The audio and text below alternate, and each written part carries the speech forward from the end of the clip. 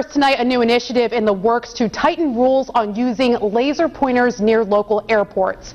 The idea has already been kicking around the State House, but it got held up in political wrangling.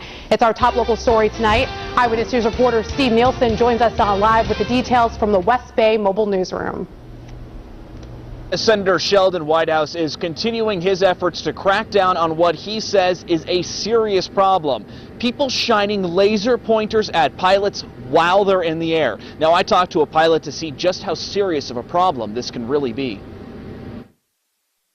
Pilot Roland Davis knows landing an airplane with dozens of people on board can be tough, but it's even tougher if the pilot has a laser pointer like this blinding their eyes. Yeah, I mean, it would be, especially at a critical time on the approach or at night. In low weather, it would certainly be an issue. U.S. Senator Sheldon Whitehouse wants to put an end to the problem. This is an offense that most people aren't aware of, but it's happening with increasing frequency, literally thousands and thousands of times.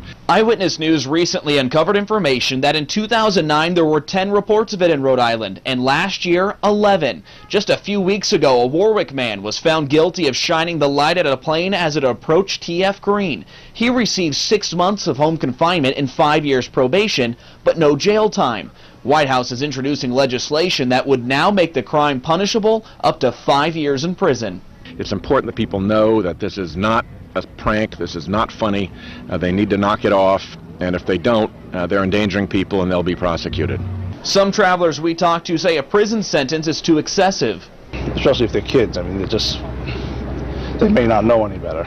Davis has heard stories of it happening to other pilots, though. He says prison time is a good idea. I mean, if somebody doesn't have anything better to do than shine lasers at pilots, then that's probably a good place for them. Now, this isn't the first time this idea has been introduced by the senator. Back in February, Whitehouse added this as an amendment to an FAA act, but after that was held up, he decided to make this a standalone measure. Live at TF Green Airport with the West Bay Mobile Newsroom, I'm Steve Nielsen, Eyewitness News.